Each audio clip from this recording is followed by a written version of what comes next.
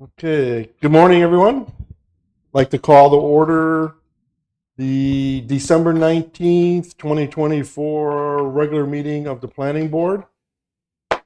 We have a quorum, so we can stand for the Pledge of Allegiance.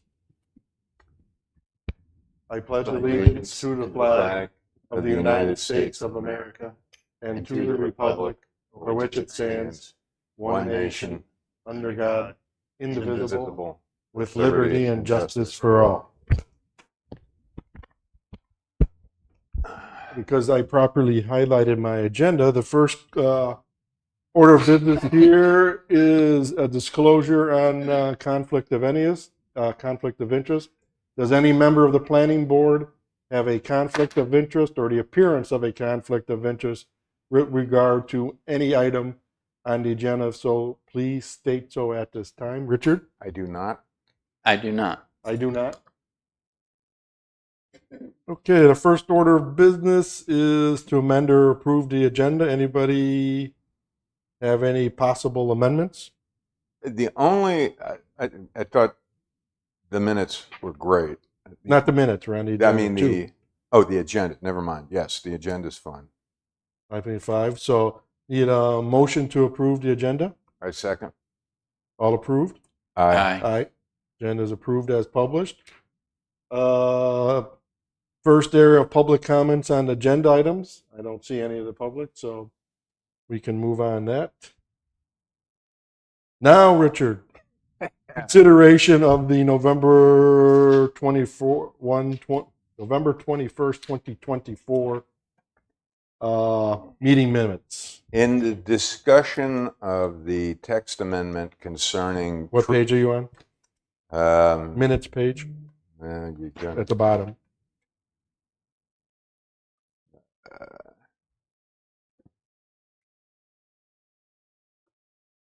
let's have a look. It's actually reflected in the text amendment, but it's not reflected in the minutes. Is a discussion about am I going the wrong way? Of reducing the lot size from 1 acre to half an acre.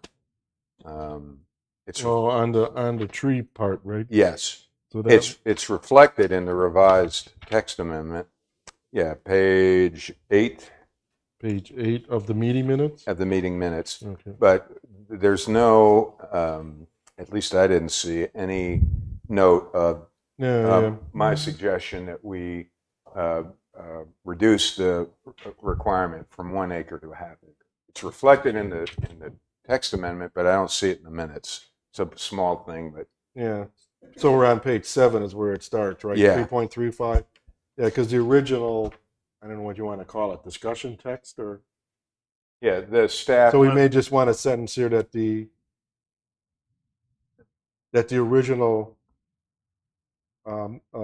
lot size, it says 1 acre, and then we switched it to a half acre, right? Correct. It was Yeah. suggested for us to consider that as well as other Yeah. So we options. just need a sentence on. Ron, can you give her a sentence? I guess on. To add there something about the not less than, to change the not less than from 1 acre to a half acre. Instead of saying a reasonable lot, if you look at I'm on page 8, it says, with the paragraph says, after much deliberation regarding tree preservation, you'll see at the bottom, the last part of that, it says, regulate trees outside the site improvement area, a reasonable lot size, and a date considered for existing platted lots. I believe that was the, Yeah, so we could change the reasonable. The reasonable lot size was adjusted from 1 acre to a half acre. So that's just above the discussion item on page 8. right. You see that, Kim? Yeah. Great. We have a motion to approve with the one adjustment. I so move. Second. All in favor? Aye. So the minutes are approved with the one adjustment, noting the discussion change from 1 acre reasonable lot size to a half acre.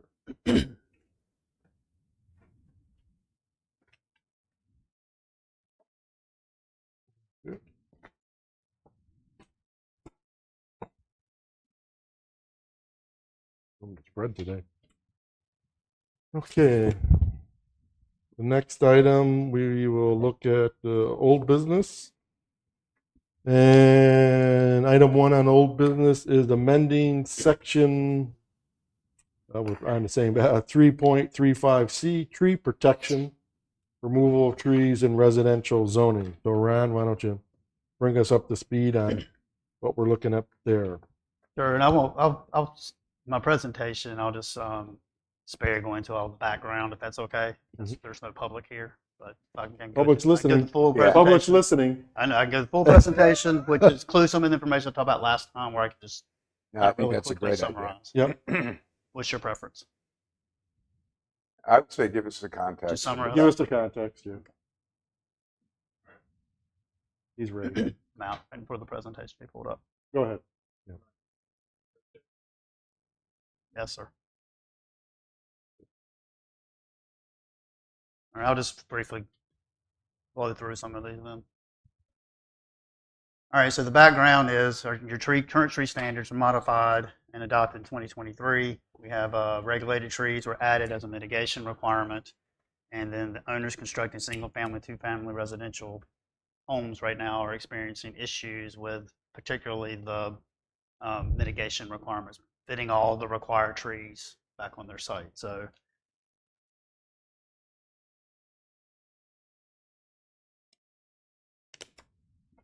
your previous code shown here on the screen. I won't go into a lot of detail on that if that's okay. And then just another comparison for your current standards. And note that your previous code, though, did exempt single-family and two-family homes from having to pull a tree permit for any tree removal prior to the adoption 2023.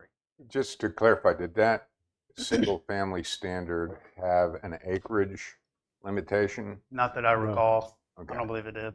So if it's a 4-acre family, single family, You Right. could remove trees to build your home. It- so it's the It was exempted by use originally. yeah. So it's the zoning classification and the single family designation that qualifies somebody for this change in the text of And I'll go through the change in just a second. So okay.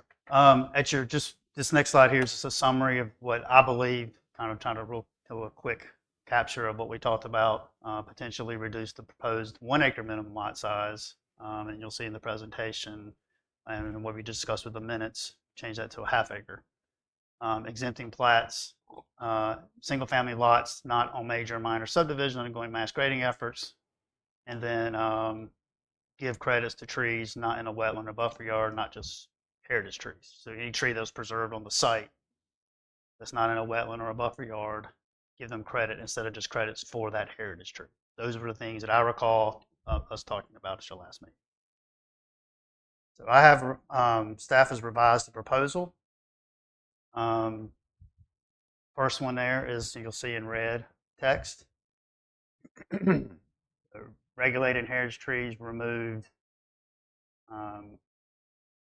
shall be replaced on a 1-to-1 basis, but we are proposing to exempt when those trees are removed for the construction of a single family, two-family residence on a platted lot less than 1/2 acre in size, and that they're not part of a major and minor subdivision undergoing mass grading or subject to any specific tree removal conditions approved and part of a conditional zoning district. So you have two conditional zoning districts now. One is for the Angels Trace, and I believe the other one was for various areas within Sea Trail. Yep. They're still governed by whatever those conditions were, Okay. if this is approved. That was the intent of the language. Right.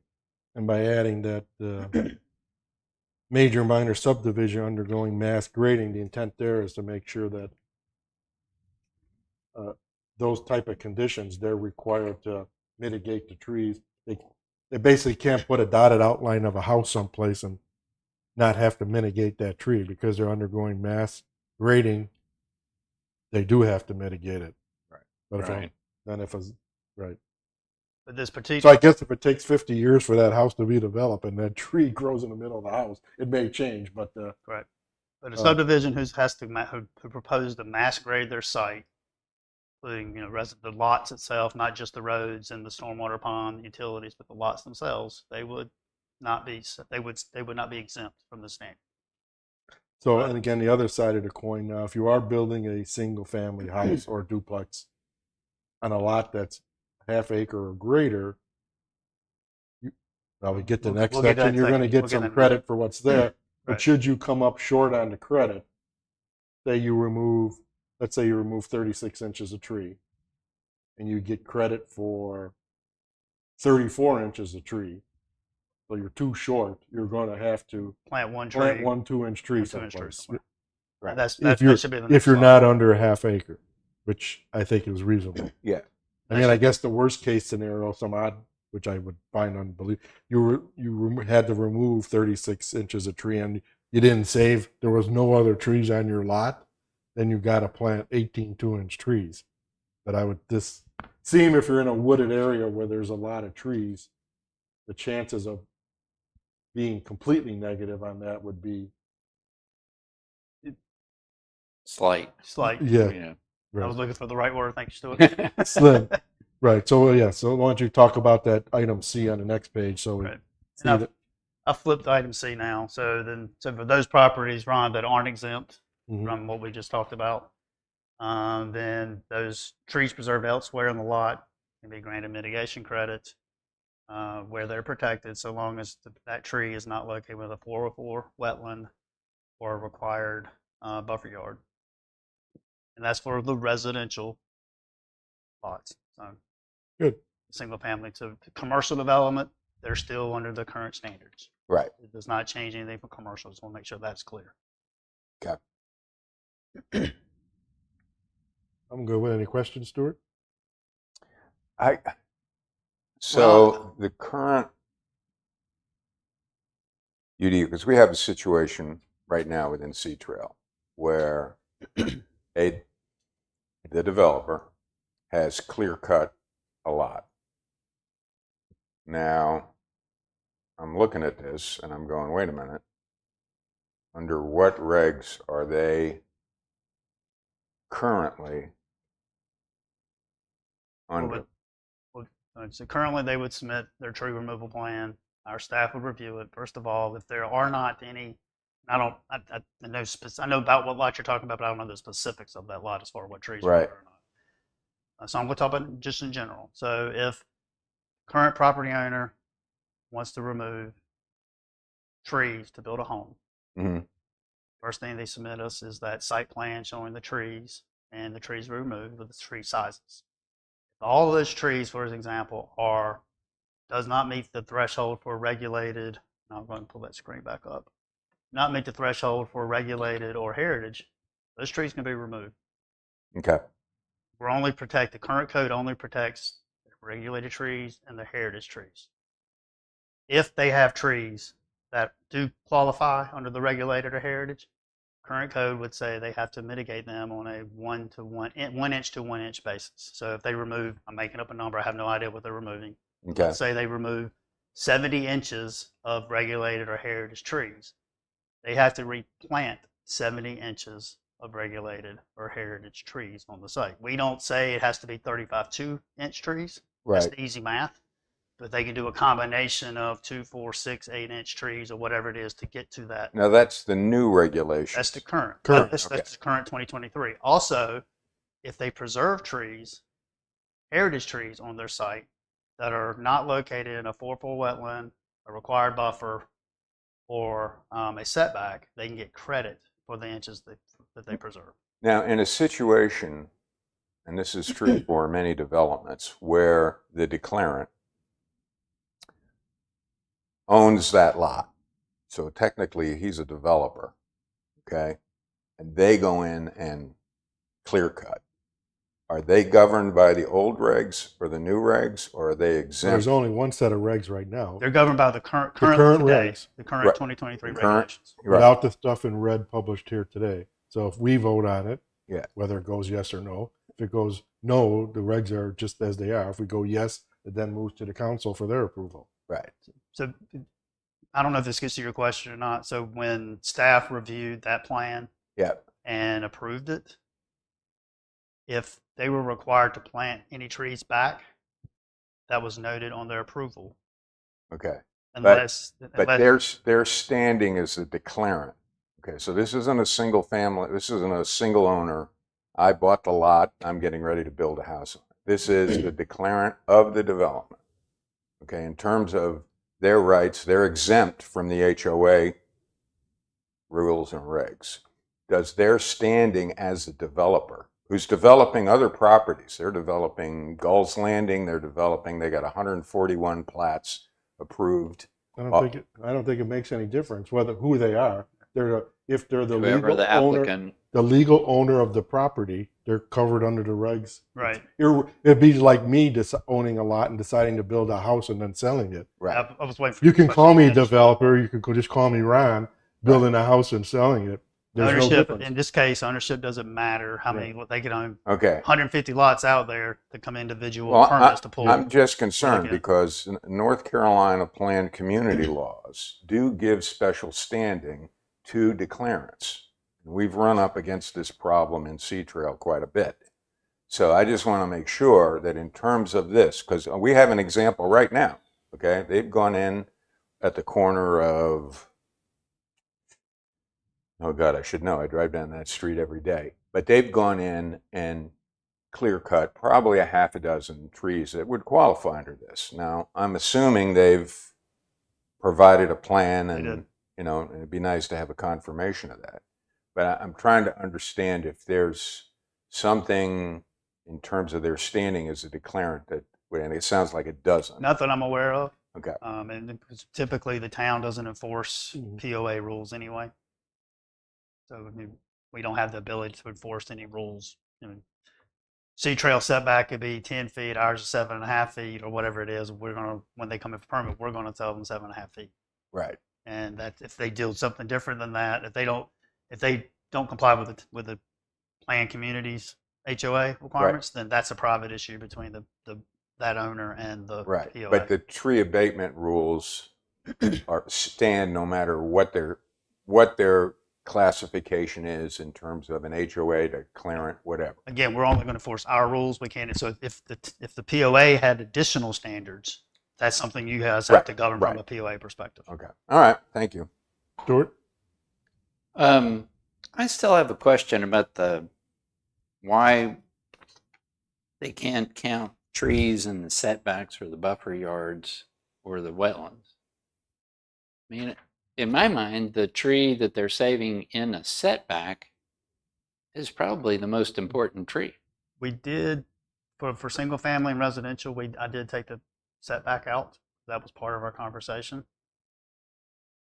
Well, it's- Red on C, page 4. Okay. So what's in red is replacing what's written above it. No, it's in addition to. So for like So C, setback is so up the above. current, but the current, yeah, but that would also apply to commercial properties. Okay. Or Okay, non-resident. alright. So the red we were addressing just those single family and 2-family residences that aren't part of Should that be a D instead of added to C? we could add it as a D. I wonder because does that add because yes, because Could Basically- be confusing. yeah, because we're just saying because that part red only applies to CA. From a code perspective, semantics, I don't think code Right. construction, although that matters. Yeah. I 'Cause put it- it there like it is because it was talking about about tree mitigation credit in general, and Right. so not trying to say for commercial is this way and for residential this way. I guess I still don't get why they can't have credits for saving trees and wetlands Well, and buffer yards. Typically, you have because buffer yard probably doesn't apply in this situation anyway because it's a residential use. Right. But the wetlands, you typically have to save those trees anyway. And that's the kind of the logic behind that is you have to preserve those trees regardless, so why get credit for them? Same thing as required buffer yard. You're required for commercial, you're required to save those trees regardless, so why get credit for it? That's the thinking behind that requirement like that is, not I can see it in commercial, but in residential, I mean, if you're telling somebody, well, you're not getting any credit for those trees and wetlands, so you can cut down trees in wetlands. It's the soils and the shrubbery and vegetation that they're Agreed. get really upset. Typically, though, you're not moving those because you have to go disturb the soils and things to get there a lot sometimes. Right. I don't know. But that was the logic behind. So we did take setbacks at discussion from last week or last Right. month, excuse me, for the single family and two family. Right. Yeah, I don't know that buffer yard would ever apply to The only thing I single think it family. was, I don't know that it would apply, and that's why it says 'Cause required. Well, it could be occasionally. And that, There but could that's be something that's set aside from part of the original planning and development, right? That has a, I guess like so. we have put buffers in some places You usually don't own a buffer yard, though. usually, but it could be part of, it could be an easement into someone's property too. and I think Yeah. also It seems, it is probably unlikely. it's highly unlikely, but it's Right. also the word is required, so it's not a required buffer yard. Right. But also going back to the wetland discussion, we're also trying to at least incentivize preservation of some trees as well. Right. So if they, Well, that's what I'm thinking is that why can't we give them credit for? And I guess what I'm thinking is, what about a tree that's right on the line? You know, it's just inside the wetlands or it's just inside the buffer yard and it's a 36-inch tree. Well, that impacts a lot of their lot. But if we're not going to give them credit for saving it, maybe they do go back and cut it down because it's But then they're going, shading their then they're going to backyard. have to do a lot of mitigation. Not after they built their house. correct. I I'm- don't know. I'm Just I'm trying to fine think with- I'm- devil, I'm devil's okay with your- advocate. I'm okay with your thinking. I was just trying to respond to what, be somewhat consistent with the current code, so it wasn't too drastic of a change, and also be responsive to what our conversation was last month. Right. So we're just. All right. 'Cause I was thinking it might just simplify things for staff if we just, we stop it after mitigation credit, yeah, and right Stop it between after. credit and put a period after credit and before where. yeah. If they've got a lot We- that's we- got a bunch of wetlands on it, I think we ought to give them credit for saving all those trees in the wetlands. They've already got a diminished lot in a way. Mm-hmm. But if that's the pleasure of the board, Well, that's just me, so we got to well, hear from the right. other two. Well, I think Back to council. I think it's a. No, I really hadn't thought of it in that way, but I mean, this is an issue that's going to come up, and you are putting somewhat of an extra burden on that single-family lot builder that you're not putting for other folks that are doing the same thing. Right. And having, I mean, this resonates for me because within Sea Trail, the original developers did a very good job of preserving heritage trees, and those areas are lovely and wooded. And the areas where they're newly developed, they're basically clear cut. So, to try and encourage preservation of trees in areas that are somewhat in wetlands and other areas, I think we ought to give single family owners that are building on lots, a little extra leeway. So this makes a lot of sense to me. again, staff was just trying to keep the ordinance somewhat intact, but also respond to last month's conversation. If that's the pleasure of the board, we'll move it forward to council. Now, is there some unforeseen situation that this could create? in terms- Always. Yeah. I'm joking. Trying to think what that might be. So what's read Ken, what are we going to change So- C to? So it's going to, For the construction of a single family or two family residence on existing platted lots that are not exempt under section above, tree preserved elsewhere on the lot may be granted mitigation credit, period. So the period would be after credit and before where. If I'm understanding what Stuart was Yeah. suggesting.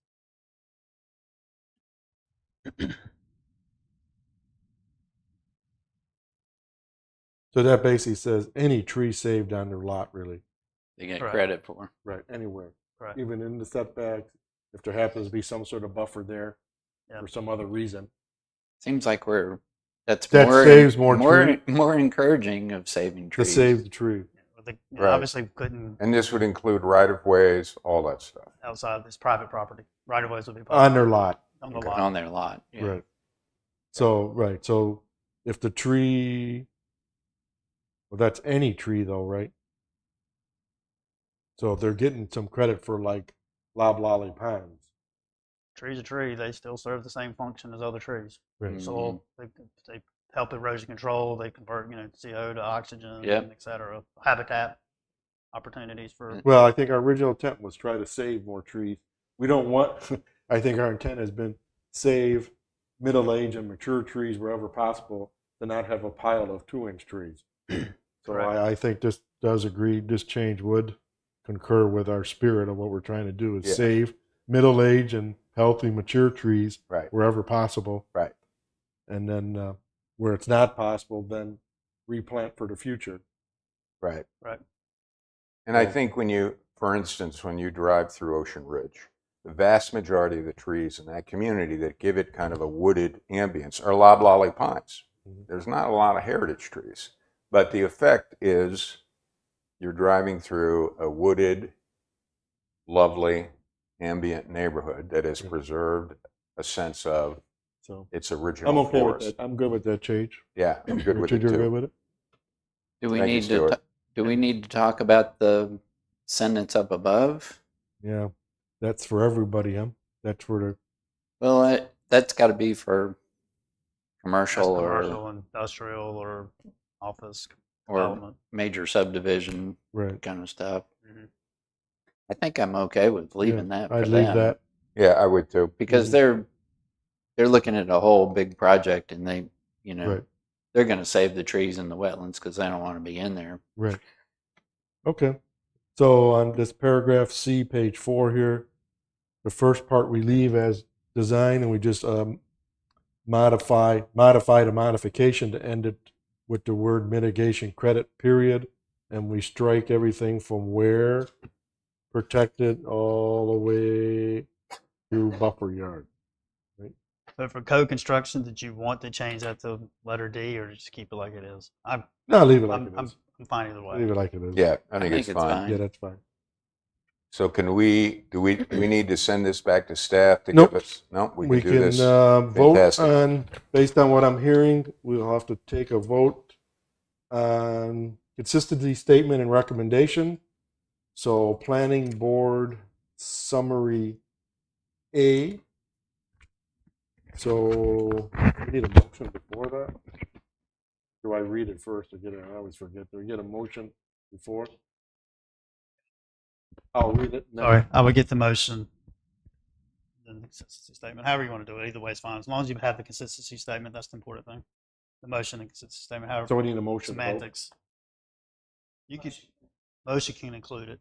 Make a motion to approve or deny, based, Right. and then read it. So make a motion to move to the consistently statement and recommendation, action A. And I'll read it. The planning board hereby recommends approval of the proposed amendment to the Unified Development Ordinance and find that it is one consistent with the town's comprehensive plan, 2017 Town of Sunset Beach Land Use Plan, as the policy statement regarding trees tend to apply to residential subdivisions, multifamily developments, and non-residential developments. And 2, that is in the public interest because the amendment continues to protect trees and promote residential growth in accordance with the goals outlined in the 2017 land use plan. All in favor? Do we need I'll second the motion. Yeah. All in favor? Aye. Aye. 3 ayes have it, no nays. Action A is approved. Thank you. And thank you, Ron.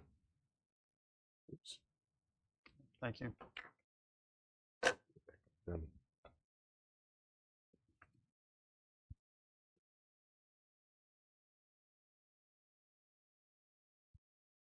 Okay, moving on, get my pages squared here.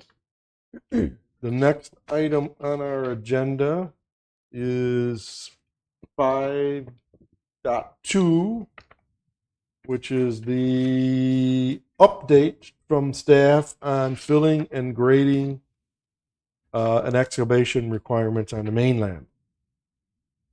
So Ron, why don't you bring us up to speed on what the thinking is and what's our plan for action if needed going forward. Sure. And Stuart and I met 2 weeks ago, I believe it was now. So it would have been the 5th, right? Yeah.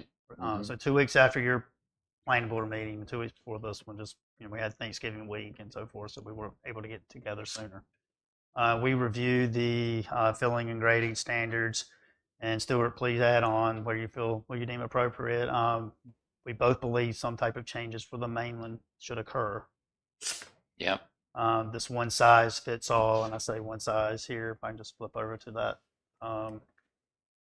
there's 4 as we talked about last month. There's 4 different standards or options to review for filling and grading on the island, and then on whether lots adjacent to you are developed or undeveloped. But there's only one on the mainland, and it assumes that the standard it says to use is that both lots, assuming both lots are developed. And so we believe some changes need to occur. What those changes are, we're not sure yet. So I'm reviewing some items. I've looked at a couple of the beach communities. I've looked at Brunswick counties. I believe I've shared you Brunswick county's rules. I know, Stuart, you were going to do some Yeah, research. I read through some of the Brunswick County rules, and Ron had gotten some emails from Brunswick County on clarification issues. So I read through that, and then I'm going to look at other communities too and see, how they're handling this. Typically, I've never seen filling and grading on an individual single family lot handled at all in a code. So I'm I just going to believe look. there's some historical issues involved with this one. Right. And I understand. Oh, yeah. I understand the island. Right. Well, I guess forgetting about what, I guess in my mind, what we're looking for here is that some lot doesn't create a hill or a valley, Right.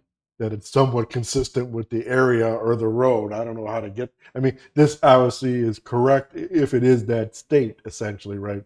If you're in Right. between two homes, you basically want to be on the same curve Right. with your neighbors. You don't want to build up a hill, and of course, you'd be nuts to build up a valley, so all the water falls in you. But of course, you build up a hill, you're sending your water to your neighbors. So you want basically a. Yeah. But how you write this, or And and I guess to me, the only reference you can do is reference to the finished road, because that will probably follow the natural And grade somewhat. that's what's different about this too, is that we've got all these old golf courses with Some bumps. some very severe grade change, and we probably need to have some way to address that. But in terms of applying this standard to every lot on the mainland, I don't think that's appropriate. What's either. reality happening now? the reality is we're trying to apply the standard as much as we can, and Yeah. and it's particularly on some of the golf course redevelopments, is creating just some bad data. But if it's already there, say but they're vacant. there's a lot happens to be maybe an old fairway, and then there's a lot next to it that was on the tee box. They're not bringing in any fill and grade. You want to. They may be cutting. Right. It may be And cut. that's still a change. That's still a fill or a grade issue. It's not just filling; it's filling and grading.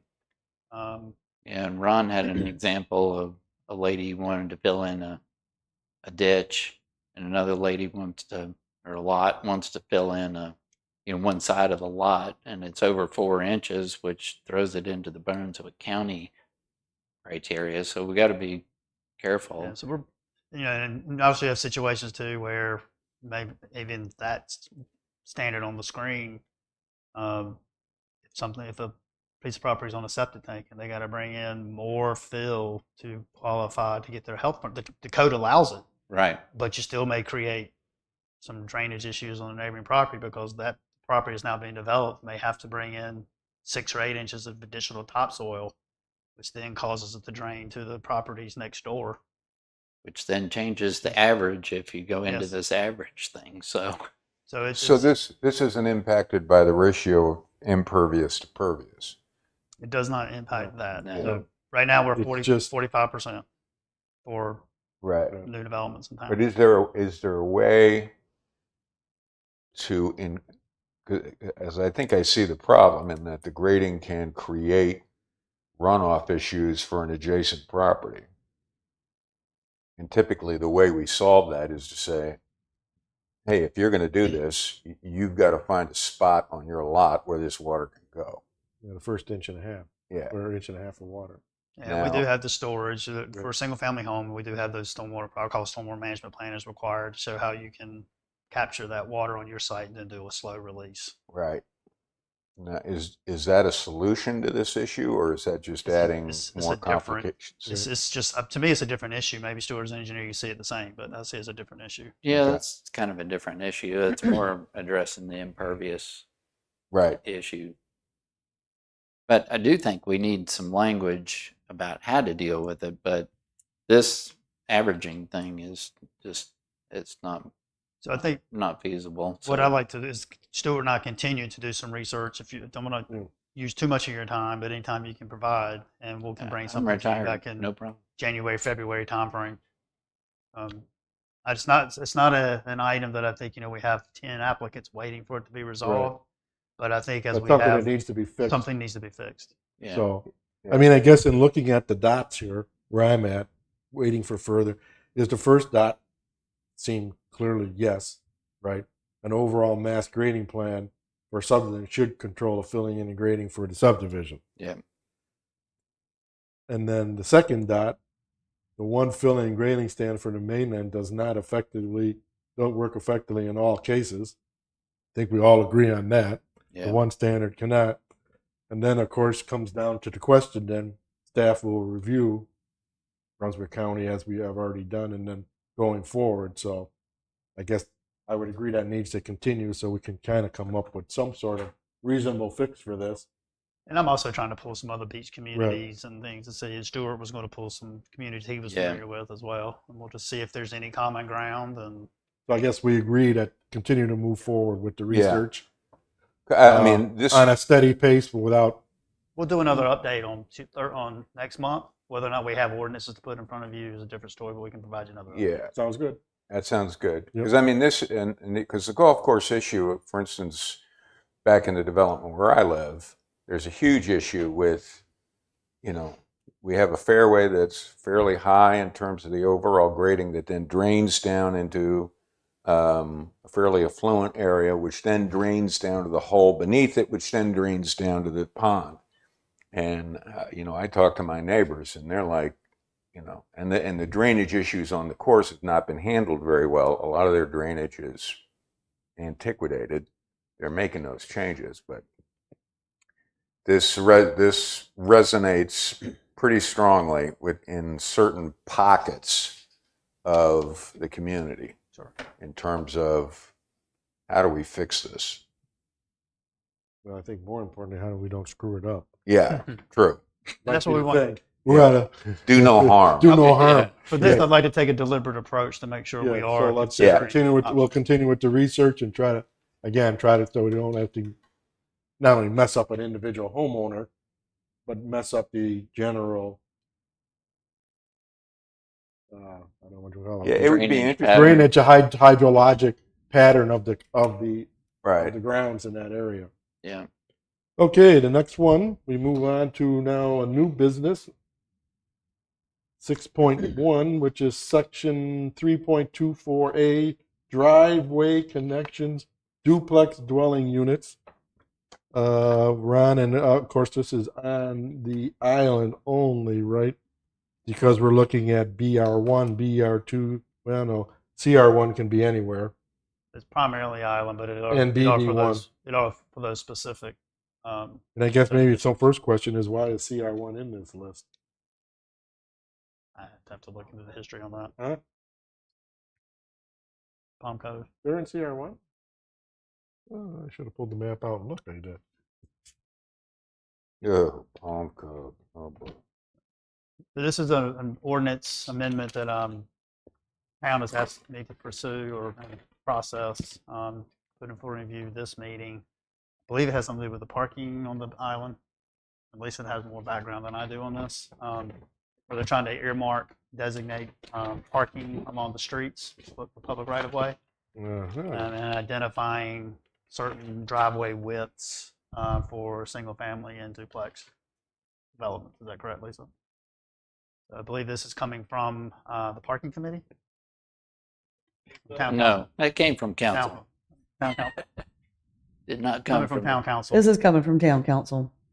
Yeah. Thanks for that correction. Mhm. I was making an assumption there. So it's processed and worded as it was given to me to move And forward.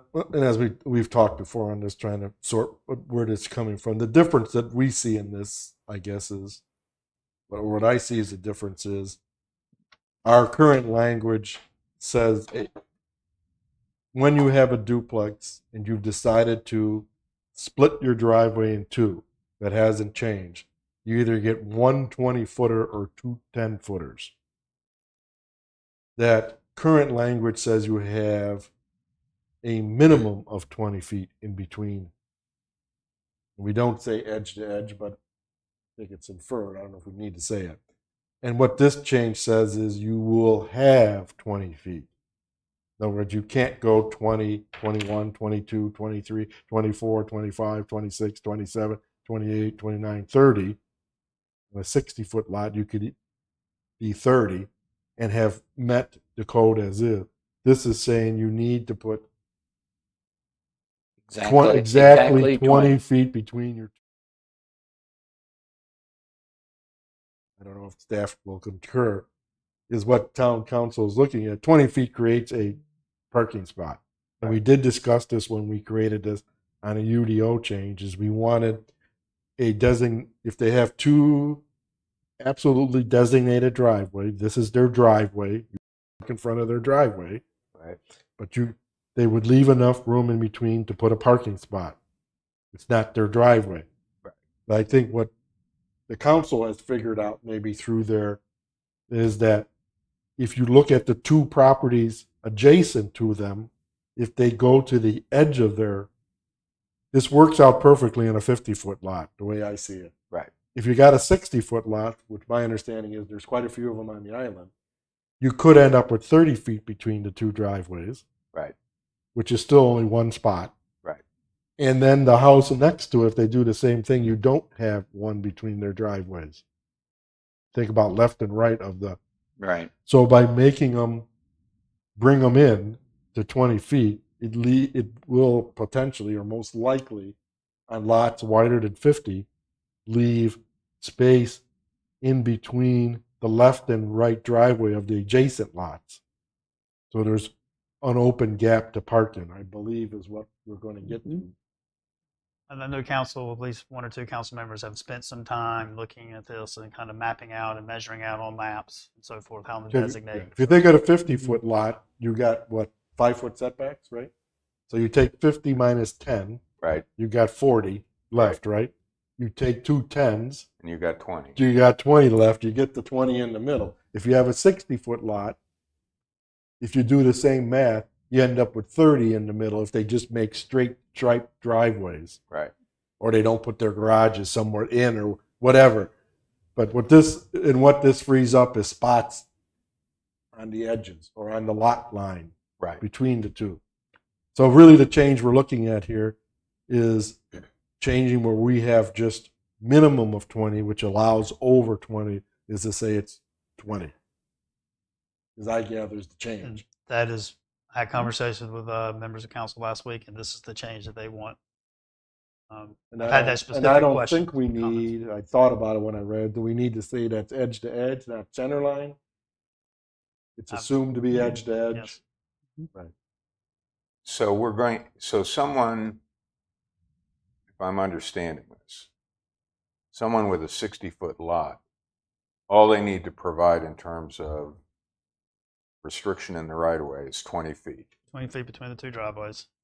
Okay. So so would they be allowed to exceed the 10-foot, No. 20-foot? No, So if they've got a 70-foot lot, they're going to 10 feet setbacks. We're going to end up with 40 feet. Now we would, if we make this change, they got to bring their driveway in towards the middle Right. to get 20. And if I could point out too, this we're talking about just in the right of way. Yeah. Yes. So on the Yeah. property, they could then flare They can out do whatever they want. and Right. have wider width, Now, I than just guess- the driveway on the on the So right yeah, of it's way. just where they crossed into the right of way. Got it. My question is, I think there are some lots along that are less than 50 feet and are duplexes. So now they got 10 feet and 10 feet. They're not going to have 20 feet. Well, you can have up to a 10-foot. Right. But I don't think, how many lots are less than 50 foot wide on Island?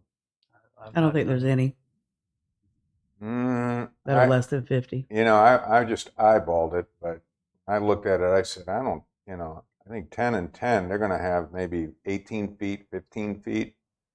I mean, I didn't get out of my car and measure, Well, but but their driveway width is not to exceed 20 or a total of 22. They could have 2/8 and still comply. right. But And they still would get be a car to- compelled, what they're compelled to provide is a 20-foot separation between the two. So if they're required, based on their frontage, to only have an 8-foot of driveway in order to give us 20 feet unobstructed, okay, that's the change they're going to be required to make. Yes, at the right of way. At Or the this right, They can yes. flare it out If to they're the the- right of way, they can do whatever they there want. may be a case by case, and it So may, it's basically their driveway to the road, the entrance to the road Right, or the right of way. right. I mean, they can then go this way or that way, whatever they want to do. Yeah, without looking at the Without the- site specific, without looking at site specific, you know, this lot, that lot, that lot, that lot. That may be a case where they do the collective driveway not to exceed 20 feet. right. Right. But I think you're going to find, you know, in terms of the ease of egress, you know, some of those frontages are fairly tight. So if you have a duplex and you clearly have two areas where you can park your car, one under one side, one under the other, if you compel them to only have one driveway, okay, with a 20-foot, you know, that's going to be on one side of the lot, and somebody's going to have to get through the right of way and then get into their driveway.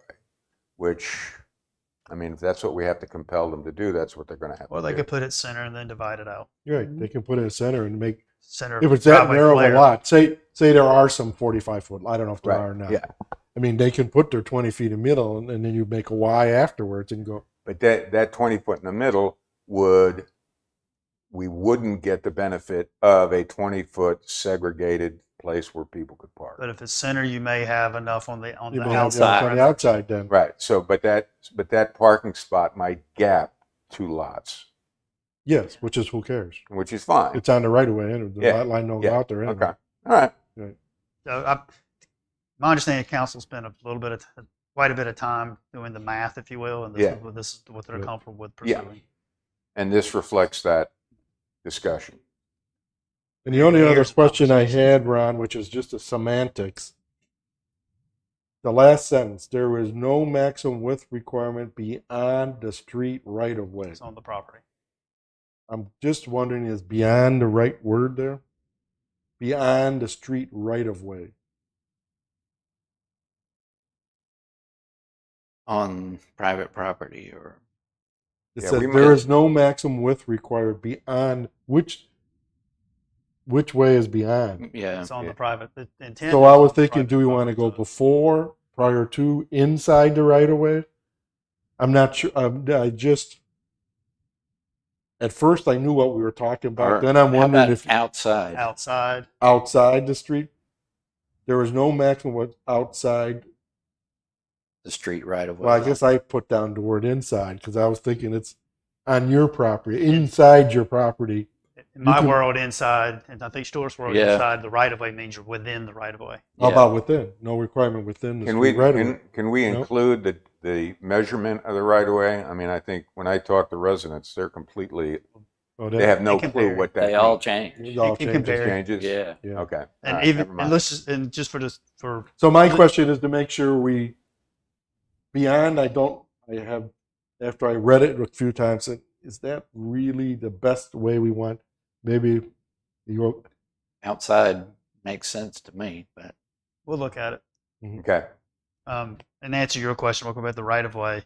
You could even have a consistent 60-foot right of way along a street, and in your mind, let me go to the center line and I'll measure 30 feet this way and 30 feet that way, but the road can vary The within the asphalt right may of way not be in the itself. middle. Right. I mean, people look at the asphalt and go, well, that's centered.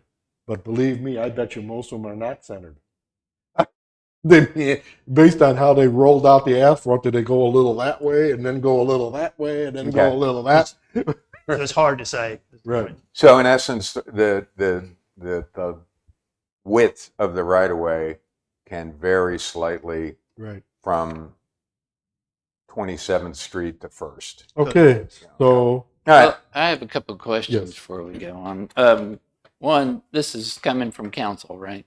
So I'm assuming some of those guys are watching. Um,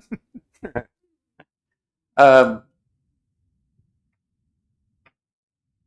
so I was on the parking committee, and one of the discussions was a legal space was going to be 20 feet long. And we talked a lot about having some distance between a parked car and a driveway for sight distance issues. And we talked about on the parking committee of having 5 feet from the parked car to somebody's driveway. So when you're backing out, you know, a condo with a 10-foot wide driveway, they're not spinning around in the driveway to come out forward. They're backing out onto Main Street. And so that 5 feet gives you a little bit of an angle to see traffic out into the road. And so well, if we're cutting it may this, or may not. It depends on the parker. that's true. The parker could pull up that bumper right to that edge of the driveway, and you're in the whether there's 5 feet behind them. Yeah. So adding space there doesn't give you the sight line. No, but You're not, driving your not car. allowing, You're driving your car. You're responsible for controlling your vehicle. And Not- backing up, you do not have right of way. can I Yeah. finish? So not allowing people to have more than 20 feet doesn't allow for you to have a safer parking area, is my point. And so I'm a little upset that we can't have more than 20 feet. So we've cut it to the absolute bare bones. So when the guy pulls in his Dodge Ram maxed out giant pickup truck and it's exactly 21 feet long, you know, he parks there, and now when you're backing out onto Main Street, you can't see a dang thing. And you got sidewalks, you got people riding bikes, and I guess I'm just a little concerned that if we cut it this tight and we make it, you can only have 20, if there's an accident or something happens, we've now said, no, you can't have more than 20. You can't be safer. You can only be the absolute minimum parking spot. So from a town liability perspective, am I just off the rails, or? The delineation of the space, we'll take that into consideration. This is the way that we're looking at it now. So as we go in and delineate, once we know where the driveway is and we delineate that parking space, that site triangle will be taken into consideration at that point. Okay. And how are the spaces going to be delineated? We're still working out those details of what type of product will be used to delineate. I mean, I hear you, but once you have on-street parking, I believe you're always faced with that situation. In a perfect world, I agree, but I've got a lot of friends Yeah. and neighbors on the island who complain constantly about the fact that, because right now everything's just crammed together, and so people park right adjacent to people's driveway, and when they back out, they can't see. So that was one of the big things on the parking committee is, hey, let's try and make this safer, so let's have some setback between a parking space and somebody's driveway. They've got an option to be able to see, you know, somebody walking down the street. And we're aware and conscious of that.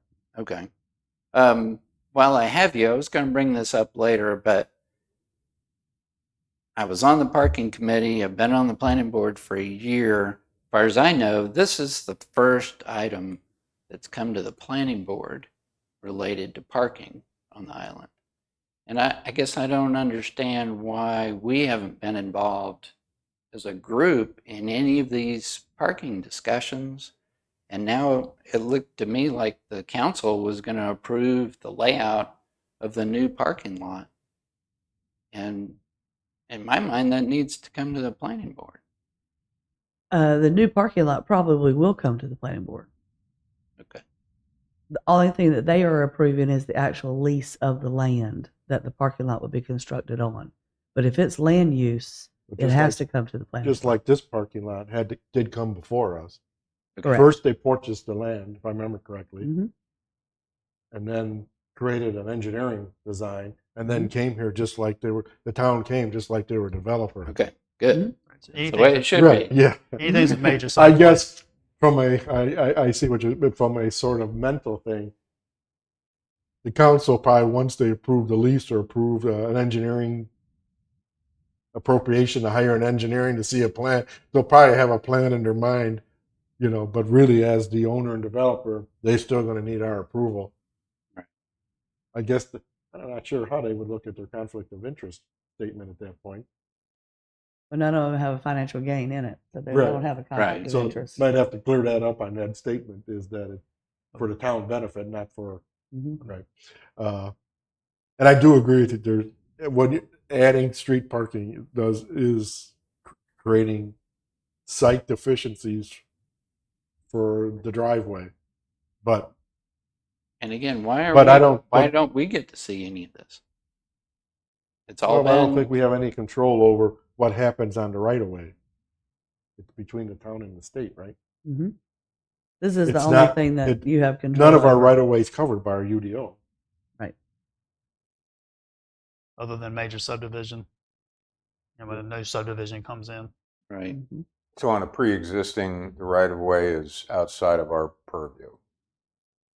Yes, sir. And that's, It's handled by the general code, but that's not through Right. planning board and UDO actions. yeah.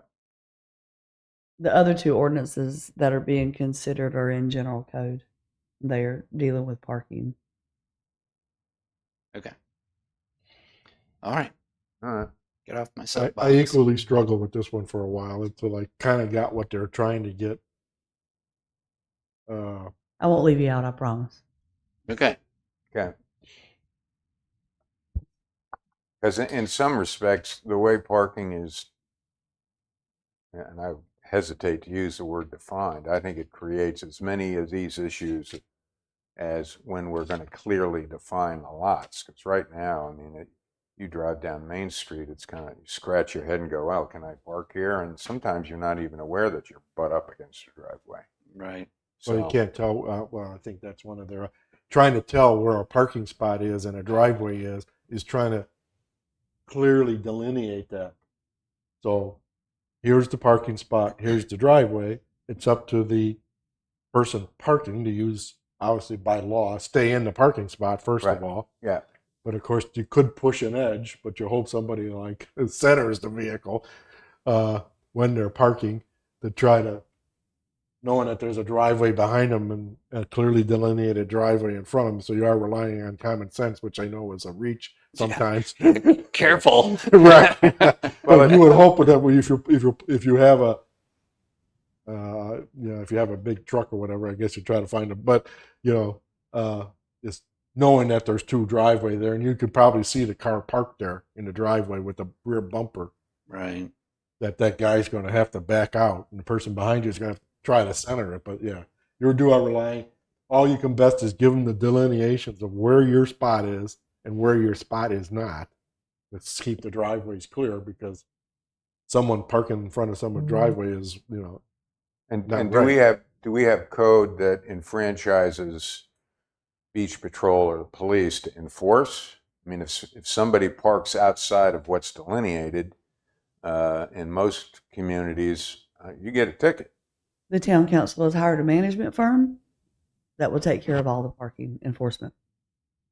But not the town, not the town. We've hired a management firm.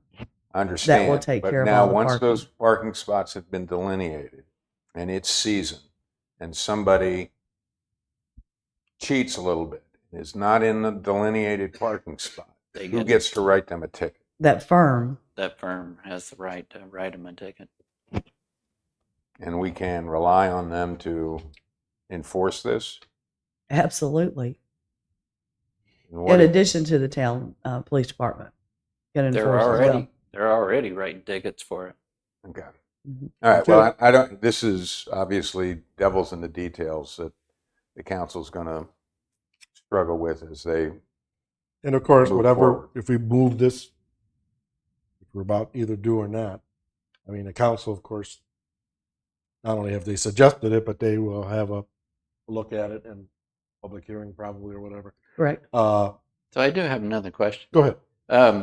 I do have several neighbors that have 2 10-foot driveways on a single family home with the 10-foot, and they've landscaped it and all that kind of stuff. So I guess moving forward, they're not going to be able to do that. They'll have to totally tear up their yard to get 120. And I had always heard that on any single family home on the island, you could have 2 10s. But I guess that's not allowed. This current ordinance has been in effect for 40 some odd years. Yeah, but it I hasn't been believe. enforced. Nobody's Right. enforced it, Yeah. right? So So Right. in those type of delicate situations, I can't answer that question. yeah. Well, I understand this is this is not going to be well received. No. by property owners. I'm already getting. But Well, but what I'm we're trying looking to, at what here I'm is the trying to code going understand forward. is on a single family lot, they would still be given the option to have 2 10-foot driveways, or No. are they now No, prohibited? sir. You They get can one, only have one 20-footer. They've Up been to. prohibited the whole time. I'm sorry, say it again? They have been prohibited the whole time. Okay. So we're going to go in and enforce that now for those few that have that's not up to. taken the liberty of, Can't answer that question. you know the answer, but I can't do answer it? not know the answer to that question. All right. Thanks, Elisa. I don't envy your job. It is important because I think the quality of life on the barrier island is a big issue, and the cluster, excuse my French, in terms of the parking situation really impacts, and I'm sure Stuart, you could attest to this, Yep. and it keeps people on the mainland from going to the beach. I mean, I just, it's kind of like, this is such a pain in the neck. I just provide Uber service. I drop off and go back home, back to the mainland. Oh my God. I didn't know they had Uber here. Yeah, I'm Iron Uber. I just It's when Ron anybody want my Uber. family Huh? has to go. Ron Uber. Okay. I just drop them off by the All right. gazebo and I turn around and go back home. Especially anywhere near the summer. This time of year, I guess I could go, but Yeah. or I guess I can park in the. You can park near me. Yeah, You can't park in my my driveway. I can park in That's your driveway. illegal too. All right. All right. Thanks, everybody. Any further questions or discussion, or we'll move to we have a sense on, I guess, on a sense on which way you want to move on this? I ain't gonna make a motion. I'll leave it to you two guys. Do we want to move to planning board summary A or B on this? We were going to change the language in that. We have section. one word change beyond Beyond. going, I believe, to inside or whatever staff Outside. says. Outside, excuse me. Yeah, we're going to change that word beyond to make sure it's clear on, and staff's going to decide that. And it looks like it's going to be outside the street right away, right? Okay. So do we need to defer to staff and then have them come back to us on No. that, or we can do that right now? They can Do that make right the now. one word change, right? Okay. They'll I be- think then we can go ahead and proceed on this. Okay. So I'll make a motion that we move to action A. Any seconds? Second. And then I'll read it before we take a vote. Action A is the planning board hereby recommends the approval of the proposed amendment to the Unified Development Ordinance and finds that is neither one, consistent nor inconsistent with the town's comprehensive plan, 2017 Town of Sunset Beach Land Use Plan, and there are no specific policies pertaining to the setback encroachment, and two, that this is in the public interest. Can I ask one question? Does this, Typo. Type of- is there something that needs to reflect the single change? Because when I hear that, I go, well, With- we're just approving it as is, as opposed Recommends to, approval with the single modification. I okay, could have read that in. okay. Probably do all in favor. We'll take a roll. Richard, Do you need a second, or are we ready to go? Second? and then we'll vote. Aye. Nay. Aye. So we have 2 for and 1 against. The motion carries as 2-1. And I will change the planning, the consistency statement to reflect the driveway widths, not setback encroachment. That was my fault. This is a little outside of what we're talking. I'm looking at my zoning map, and we talked about Palm Cove being BR1. CR1. It's way down in the corner here in the green. See the line? I missed that too. You got lot lines in the green there. Yeah, So that's Palm Cove. yes, That's but it Palm doesn't Cove. reflect that it's BR1. It's It's Yeah. CR1, CR1. okay. which is all this. So if you look at the color standard here, Yeah, this little green with little plants growing in it is Conservation Reserve 1. right. So they're in that whole Continues all the district. way through their lot. Fooled me too until I just looked at it. Okay. Yeah, all right. Does that mean they're all minimum 1 acre lots, right? Can't be less than an acre, I think, in CR1. Right? I think so. Right. Okay. Moving right along. And I'll take responsibility for this one. The last new business item is just looking at our definitions in section 7.3 concerning the basic terms height, building structure. And we did discuss this at our last meeting, November 19th, is that what it was? That we just looked at the minutes that when we were discussing the text amendment for the MUD district and we looked at our definition, I think we found a deficiency in our definition, which we covered through that text amendment. But now this is just a change to make what we did there have our definitions consistent to what we want, which is basically, if you read the definition here, I will save this from Ron because this was my idea to put it in here, is we're saying that the height of the building does not include chimneys, flagpoles, antennas, church spires, and necessary mechanical devices, which is where we previously ended it. And now we're adding and screening apparatus not exceeding the height of the mechanical devices, i.e., what normally referred to as a parapet wall. So in other words, if you have a 6-foot air conditioner up on the roof of a 50-foot building, if the roof line's at 50, which is our maximum, other than the one exception that we already approved, they can have a 6-foot wall to screen those devices. And it's not included in the actual height of the building. So, which is, I believe, what in the way we did that. So that's what all this is doing is correcting the definition. It's not changing any of the other height standards. Correct. It's just saying the parapet wall or a screening wall, Right. whatever you want to call it, that screens allowable mechanical devices is really kind of part of the mechanical device, not part of the building height. So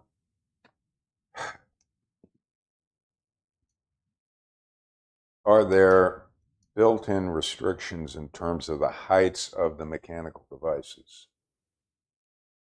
No, right now, no. No, but there's no advantage to the developer wanting higher mechanical devices because he's got to screen those. So he's just spending money. He's going to want the mechanical devices as short as he can get. As low as possible. Yeah. I I thought about that too. Yeah, I thought about that too for a while. I'm assuming they'll put them on a small curb to keep the, obviously, curb the water. on a flat roof, and Yeah. then put the device on top of the Usually on a 8-inch platform. curb. Yeah. Yeah. Right. So you got an 8-inch curb and usually a 4 or 5 foot chiller, depending on the brand or whatever. Right. So they probably don't consider the height. They just buy what they normally buy and then add the total up and put the wall up. But you're Well, right. in the In other words, you wouldn't want to. There's no like I said. There's no economic reason why you want to put 20-foot. a 16-inch curb up and then a 10-foot because you're going to have to build. You're paying for that whole wall, the screen, All the that. way around the Right. building. Right. So, Well, is there a way to bake? and we did limit it, as you see here, not exceeding the height of the mechanic. So you'll have to put those up higher too, Right. which costs. And I think it depends on where that screen, wall, parapet, whatever is situated. Because if they put it close, say mechanical units is kind of like the center at the top of the building. You stand on the street and you're looking, you're Yeah. you're you playing. can't see You it. may not. They may not necessarily have to build a parapet wall at the edge of the building to screen it. They could set it back Right. closer to that mechanical unit to screen as well. But that would create a roof line that significantly increases the overall height from 50 to, Well, the roof line's still at 50, no more than. well, but yeah, but okay. So rather than doing a straight up parapet wall, you have some mechanicals and you do what looks like a roof line to guide those. Now we're kind of saying that can add significant height to the overall Look. look of the building. Right. We certainly don't. Oh, we got a picture. But it's just one I found in another code. Yeah. That Yeah. But we Kind of certainly don't covers. want them Not Well, we- screening. not screening. That's where we got to last Right. meeting was that, well, we're already telling them you can put the mechanical, so we want to see the air conditioners from the ground. I don't No, think so. and I get it. Otherwise, But, otherwise the building has to be shorter, so the Right. screen wall, parapet, whatever. What I guess what I can share with you in terms of the feedback I've gotten in terms of the social media, this is huge. I've got people saying, well, if you do this, these things could be 70 foot high. And I'm like, well, no, but there's really, other than relying on the good sense of developers, which, okay, is not something a lot of people rely on in the community. I'm not sure, I guess I'm a little queasy about not having an additional height restriction that's laid out. I mean, I get it that a developer really has no incentive to build, something 18 feet high that he's got to mask. You're talking about adding a not exceeding. What Yeah. I've seen in some ordinance in store, maybe you run into in your line of work too. Sometimes you may see a community say a parapet wall not exceeding 3 feet, up to 6 feet.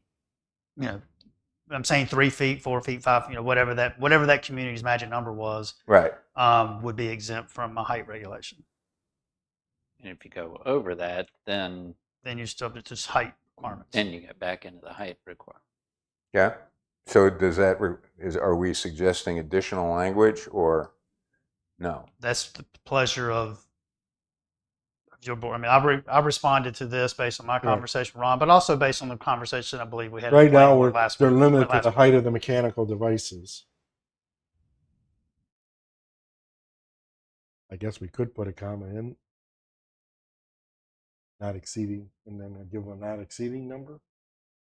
Yeah, I not don't know. exceeding 10 feet, Well, that's kind 8 He's feet. I probably mean, going to be what I've seen in most codes that regulate a parapet wall height would be somewhere between 3 feet or 6 feet, somewhere. Okay. Yeah, I mean, I'd say 6. so let's say 6. So not exceeding 6 feet in height. not exceeding. We still want.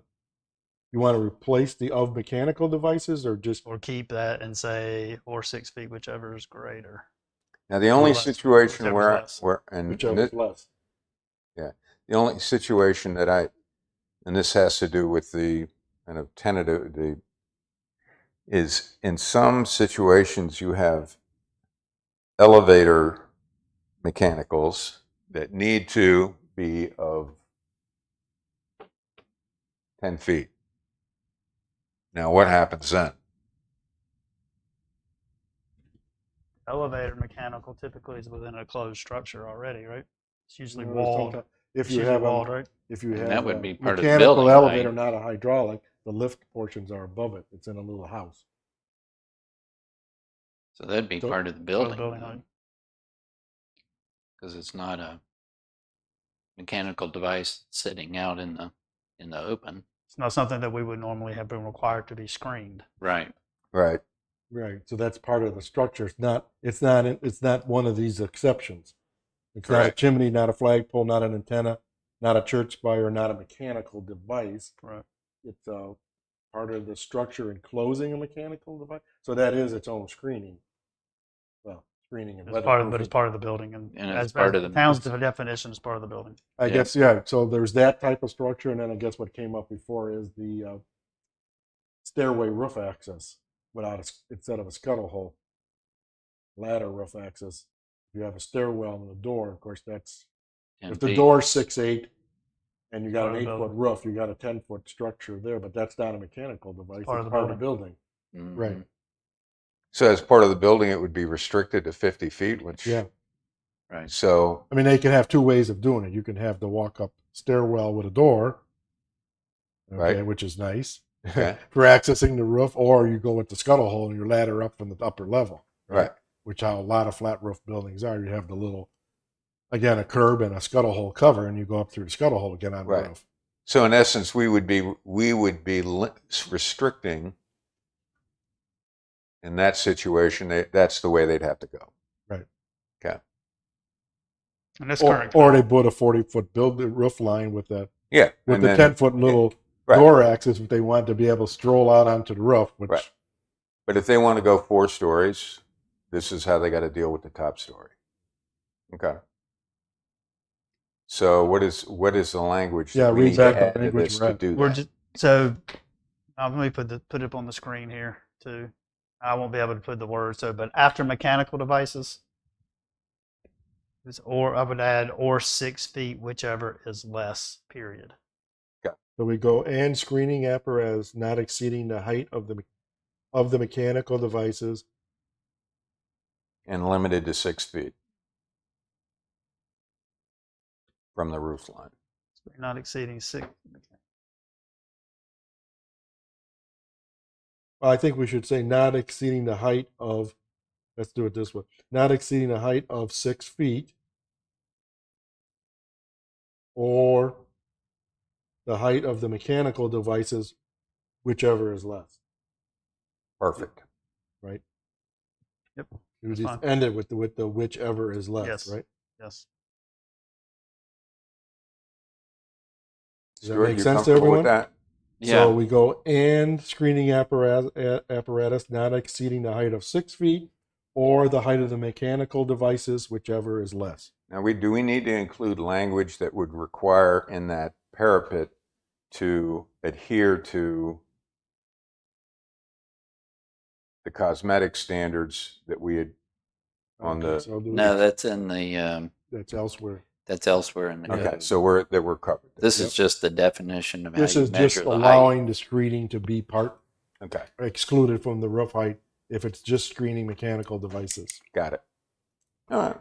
And run to, I think we could take out the other and necessary mechanical devices. Yeah, I was You can thinking. I was take looking the- at that as I was, but the reason why I kept it in is it's a conjunctive. So I'm a big believer in what they call in the in the Oxford comma, because there's been some legal cases on what that Oxford comma means. Right. But and I'll look at it. But when I say and necessary mechanical devices and screening, blah blah blah, that means those have to work together. Okay. Does that make sense? Yeah. Should I That makes- bring my strunk and white Huh? style writing next time to sort these out? But I'll look at it just as I was quick as y'all started talking about it, I scratched it out, but then I said, well, maybe I should keep it because of that. Yeah. Because Okay. we want to make sure they're working together, Right. not independent. Okay. Right. But just to be clear, and this is more for the public record, this does not impact the text amendment for the height requirement that we Correct. voted on last week. Correct. They've got their 8 feet 6 inches, and Well, They're going to council. They're going on to January council. 6th they're for going to public council. hearing. Got it. Okay. And And you- oh, what fun that's going to be! on along with your January 6th. recommendation of approval. and just basically, just all we're doing here is cleaning up our definition. Yes. to not basically we're not allowing the case that someone could put mechanical devices on the roof and not screen them in order to meet the height requirement. Right. So to answer that question, I looked in the code and we require them to screen the mechanical devices, but our definition doesn't allow Or them. anything outside the mud. Yeah. Anything outside the mud, you're right. Right. So So this we're- should make us consistent. Yeah, no this matter what. should tie that back together. Yeah, that's good. Somebody else make a motion. Stuart? Make a motion to approve with the revised language. I second. I second. Okay, let me read action A.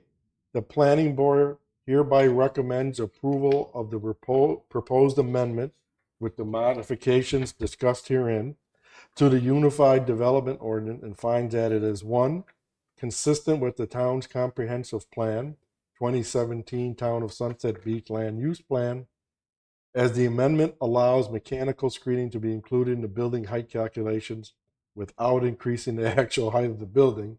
And two, that is in the public interest because the amendment encourages mechanical unit screenings on all buildings in accordance with the goals outlined in the 2017 last land use plan. All in favor? Aye. Any nays? Hearing no nays, recommendation A carries 3-0 in this case.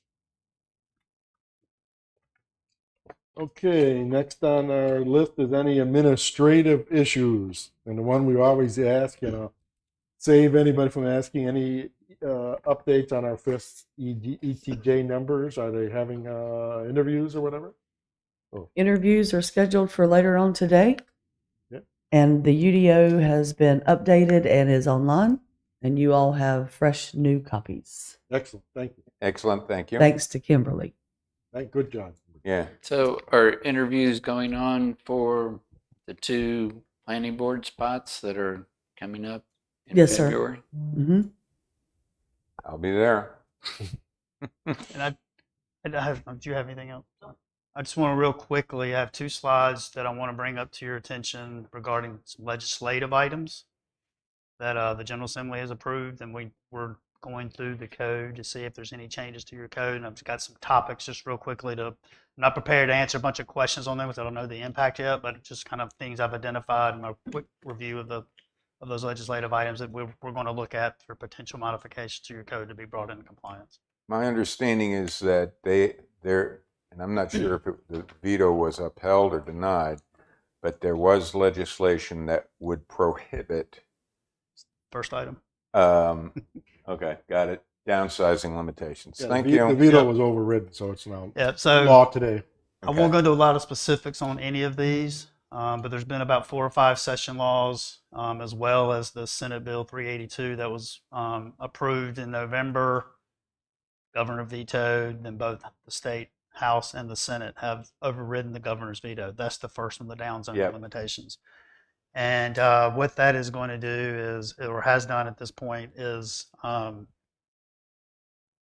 we have to be very careful when we're considering any amendments to the zoning code, UDO, on whether or not that's going to be a down zoning by the definition. Right.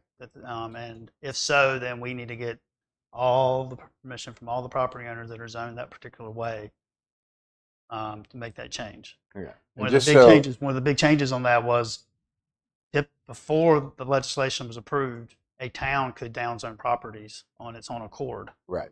A private citizen couldn't petition to have someone's property downzoned without permission, but the town could.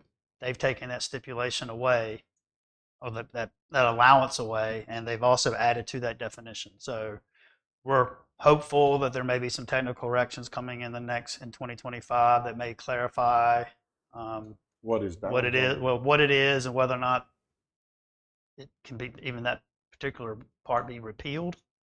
But until it's repealed, or until it's law, and so we have to be careful. It also goes back 6 months. They can do that? Yes, they can do that. Hmm.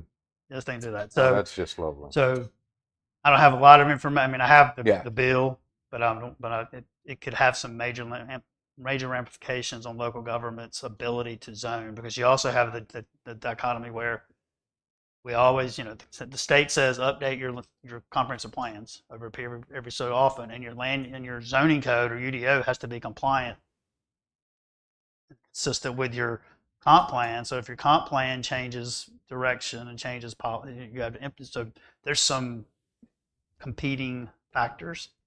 Does this suggest that, and this is something I'm probably going to raise in other venues, but the land use plan that we have is from 2017. And in the land use plan, it's supposed to be updated every 2 years. It's not been updated. And the land use plan suggests that a new land use plan needs to be formulated after 7 years. Well, we're at the 7-year.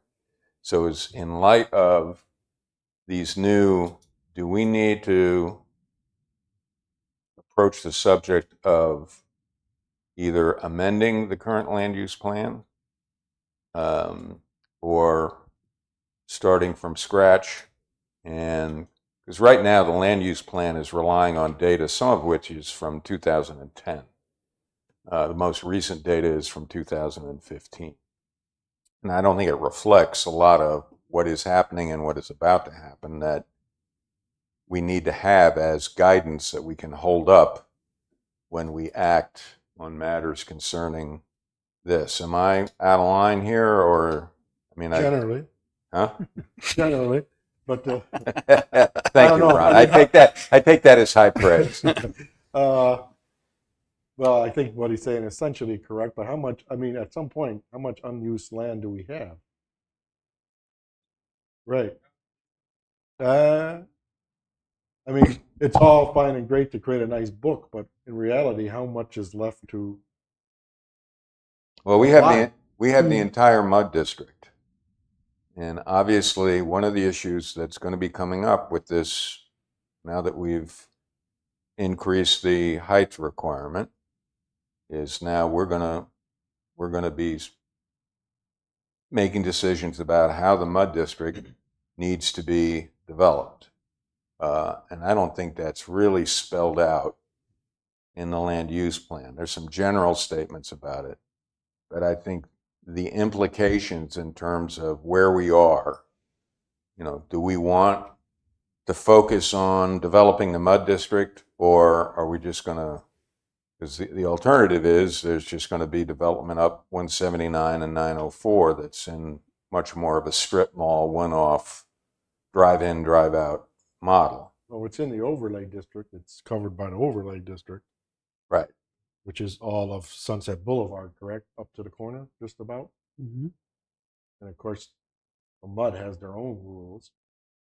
So you're talking about, we had talked about before, and I guess I don't know what, is that the rules of the overlay district apply to all commercial development? The overlay, it does not apply The to building mud. we were, I don't know where we got to on this now, my memory just blanked on this, that the design standards we're going to approve to all non-residential development, not counting what's in conditional zoning districts. You have the mud requirements, those design requirements that were what they were called Appendix B or whatever Mhm. they were in previous code. They did not get carried over into their UDO. You do have the overlay requirements that applies to properties along 179 as an example, outside of the mud. And then you have design standards, period, that apply to non-residential development and I believe multifamily developments. Everywhere. Everywhere. Mm-hmm. Well, I guess the question is, do we need to do something on a land use plan, or Uh, have you thought about this and just, we're Yes. hoping not, do we need to do something next year, or I mean, Yes. is this something we need to put on our sort of agenda or to-do list or are we at a point where, I don't know what I guess we required to have one, but is spending, I don't know if it's going to take, I wasn't here for the last update. I think you guys hired somebody to do it, right? Mhm. Is that expenditure The cog. required to do that again, or? It is Just- not budgeted in the current budget, but Wes and Ron and I are looking at putting it in the 25-26 budget. So long or the short is yes. My So, yes, concern but is, and I'd have to go The back and look. how-to has not been decided. Right. Okay. My concern is, and I'd have to go back and look at the language, but it's fairly explicit in that the land use plan was to be effective for the next 7 years. You know, I didn't we read could that. find ourselves in a situation where a developer says, hey, you got no land use plan. I'm free to do whatever I want, and you cannot. So, I pulled the plan up real quickly as you were bringing that up, and I'm just reviewing. It says town may update the land use plan every 5 to 7 years. right. So it's the word may. It's not. It's Okay. passive. All right. And then there's another under conclusions. Comp plan contains adopted goals and policies of the town, which are to be implemented and followed over the next 5 to 10 year planning period and beyond if an update is not conducted within 10 years. Okay. Covered. So the land use plan will stand until it's replaced. Correct. Okay. And Well, when we that's- were that's looking at good. these two documents, it was more important for the UDO to be updated than it was for the land use plan. Right. So that's why the UDO was done first. Then we had to have a break, Right. and the break's over. So So at some Yes. time next year, we'll be reconsidering whether we need to mhm. amend, replace, some combination thereof. I guess the focus being on it's already been decided for X acreage of land. It seems like hardly worth the effort to like write a land use for land that's already in use. But I'm not an expert on this, Ron, I guess, and Wes would be. Got to mention it already. If it's already like residential, you just say this should be residential and then move on. Or, you know. Yeah. But typically, you would do an audit of your land use Right. plan and your codes to see how they work together, and then determine. And then policymakers then decide if they want to do just modification, an update, or they actually want to just start over. And you know, shame on me. I mean, I went back and said, you know, I haven't read this thing since maybe I read it when I first got appointed. So when I kind of reviewed it, first off, it was a community-driven document, and I think it would be healthy because the feedback I get when I'm on social media is nobody really knows what the heck we're doing here, and when they have objections, you know, and it's like, well, wait a minute, you know, I don't see anybody in the audience. You know, if you want to get your 2 bits in, you know, we're here. So I think it might be of some benefit to reinitiate a community-driven relook. And my particular concern is, you know, we're now at the point where, in terms of residential development, we're kind of done. But in terms of commercial development, we're sitting on a vast amount of undeveloped commercial inventory that, depending upon how it gets developed in the next 2 to 5 years, and it's going to be developed. I mean, my God, they're going to build a Walmart in southern Brunswick County. And what that tells me is the people that make decisions about where to do the commercial development have decided that Brunswick County is ripe for commercial development. And we need to be able to guide them in a way that most benefits the community. And in my mind, that is to steer it towards a village concept in the MUD district and not from a 179-904, even though we do have consideration in terms of the overlay district. Would it be helpful to, because right now the land use plan is it's better if we work on the MUD, and it's why the MUD district was created, but to try and create some momentum in terms of that decision point that is imminent, it may be an option that we want to explore. That was a long way around the barn, but that's what I have to say. Okay. So can I Any get other comments, Ron? Well, just real quickly, I've got 2 slides on this, but I don't plan to cover in detail. So the legislation items that I've identified that we need to look at that were part of 3, 4, 5 session laws, as well as that Senate Bill 382. First one is the down zoning limitations. I don't know that we'll need to change anything in our zoning code. It's something we need to be aware of if it sticks. And if it's stuck right now.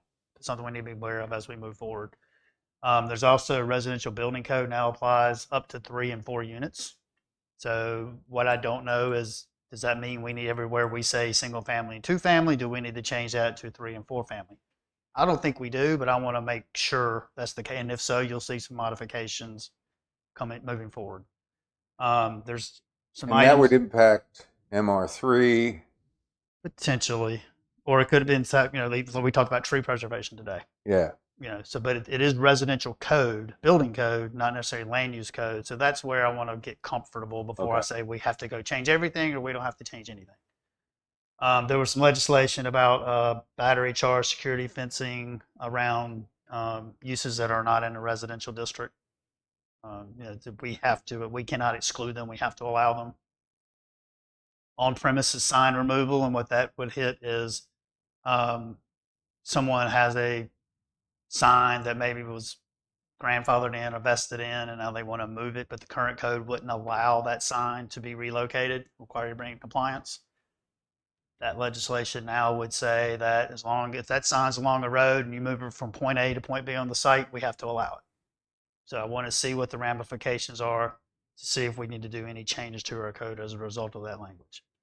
There's some information on subdivision performance guarantees, curb and gutter standards, and what that kind of hits those properties along a DOT maintained street that the DOT curb and gutter standards apply or can be used, in towns curb and gutter standards, if they were different, we couldn't require them to apply. Sidewalks in ETJ, if I remember correctly, that one is about for developments in the ETJ, if we're going to require sidewalks, particularly along those existing DOT streets, and we're going to require a developer put sidewalks in, the town has to get permission from the DOT or take over maintenance for that, because we're adding to the DOT's burden, basically.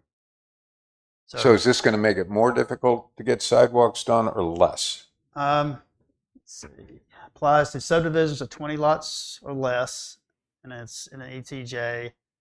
For these subdivisions, municipal subdivision ordinance may not require sidewalks unless the city accepts long-term maintenance responsibilities by written agreement with the DOT. So 20 lots or fewer. Does that Could not really require impact us at sidewalk. all? I don't. It could, but we couldn't require sidewalk unless the town wants to take over long-term maintenance responsibility. So there's something to keep in mind. Okay. Again, I want to look in the code to see how it impacts. It may not Okay. impact at all. We may be good. There's a artificial turf.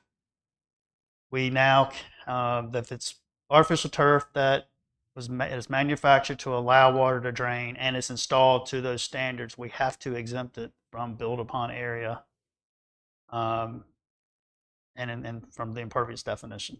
So it is considered pervious by the state. So we have to look at, again, I want to see if there's any changes to our standards. I did a real quick code search, artificial turf. I think I saw it one place. Turf I saw in one place in the code. I think it was like a golf course somewhere. But again, we have to make sure our codes. I don't recall ever talking about it. It's just considered part of landscaping. Right. So we don't give you any points for it, I believe. Right. You get points for Sod. sod, but you don't get any points for artificial. Right. And then there was 1, 2 added, and I don't know how that impacts the town's code, either the general code or the UDO, but we cannot regulate beehives out in the ETJ, so outside the municipal limits. I don't think we do, but maybe. I don't see any regulations, but we can't by state law. And there's others too, but those are some of the ones that I've. And Well, there's with building the code related. annexation of the Logan development, we really don't have much ETJ left. One chunk. I guess maybe you can't tell us today. When we looked at 160D, we kind of did it as a multiple meeting project where Wes came in, we went section by section by section. And then when we were done with it, then we sent it to the council. Is your guys' thoughts over to do this the same way or to take little bites, a subcategory at a time, clear it up and send it? And my preference is I'd like to bring it to one time. Right. And So do all like of it. we But, did 160D where we address all the items. but 160D discussed was a it. massive Right. change where this one is more incremental and smaller. So I don't know that we're going to have, I don't see it being 3, 4, 5, 6 meetings to go over all these items. It's It may be- probably it may be more like than one. It may be one discussion, like, hey, here's the 10 things I've identified we need to change. Let's talk about them, and then we bring them to the next meeting for I recommendation. mean, it worked out fine on that one. It was a little bit long. But if it only covers 2, maximum 3 meetings, Yeah. I would say that's the way to look at it, is to try to get it, at least through us, the language we want, because still got to go to council for Right. So Yeah. yeah, if we can get it in no more than 3, I would think would be okay. And note the two, like if there's state statute that these are all state statute and they say that you can't do this, we're already not regulating things we can't regulate. If they've already gone into effect, even though our code may say otherwise, we can't regulate them. So there'd be more of a code cleanup in that regard. I'd hope my plan is to be able to get something in front of you at your January meeting, at least for discussion. Here's the.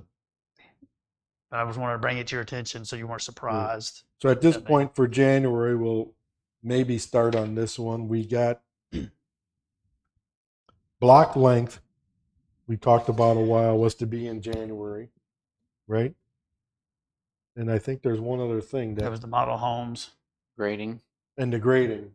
Grading. And actually, model homes was one of these things too. Let me see what it said about that.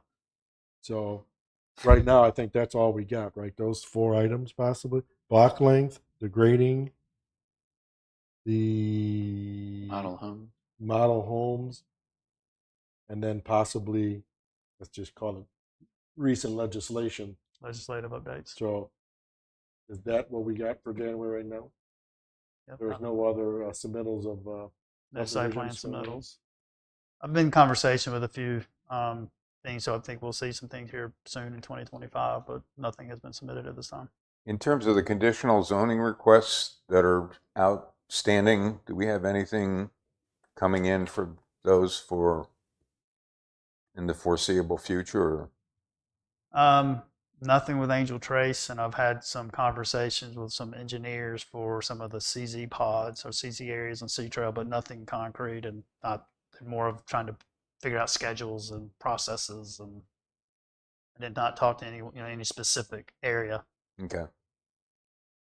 Okay. Thanks, Ron. All right. Public comments? Seeing no public comments, we'll move on for that. Do we have a motion for adjournment? I so move. Second. All in favor? Aye. We're by adjourned. All right.